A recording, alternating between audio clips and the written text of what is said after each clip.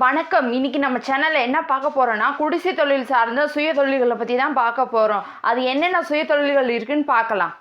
அப்பளம் தயாரித்தல், முறுக்கு தயாரித்தல், பன்னீர் தயாரித்தல், ஊறுகாய் தயாரித்தல், ரசகுல்லா தயாரித்தல், ஜாம் தயாரித்தல், குங்குமம் தயாரித்தல், கருவேப்பிலை பொடி தயாரித்தல், கண்மை தயாரித்தல், கோதுமை மாவு தயாரித்தல், கேக் தயாரித்தல், விளக்கு திரி தயாரித்தல், எல் மிட்டாய் தயாரித்தல், ரொட்டி தயாரித்தல், ரோஸ் வாட்டர் தயாரித்தல், வத்தல் தயாரித்தல், கற்பூரம் தயாரித்தல், பாசிப்பருப்பு உருண்டை தயாரித்தல், தேங்காய் மிட்டாய் தயாரித்தல், இஞ்சி மரப்பான் தயாரித்தல், சேமியா தயாரித்தல், மரச்செக்கு எண்ணெய் தயாரித்தல், கருப்பட்டி தயாரித்தல், ஜவ்வு மிட்டாய் தயாரித்தல், நெல்லி மிட்டாய் தயாரித்தல், பிளாஸ்டிக் குடம் தயாரித்தல், சணல் பொருட்கள் தயாரித்தல், சோப்பு தயாரித்தல், உருளைக்கிழங்கு சிப்ஸ் தயாரித்தல், பிஸ்கட் தயாரித்தல், ஊதுபத்தி தயாரித்தல், மெழுகுவர்த்தி தயாரித்தல், கடலை மிட்டாய் தயாரித்தல், சத்து மாவு தயாரித்தல்,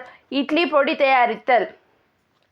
இது மாதிரி 35 வகையான சுயதொழில்களை பற்றி இன்றைக்கி நம்ம பார்த்தோம். இதில் ஏதாவது ஒன்று உங்களுக்கு பிடிச்சிருந்துச்சுன்னா அந்த சுயதொழிலை எடுத்து செஞ்சு வாழ்க்கையில் முன்னேறுங்க. நன்றி.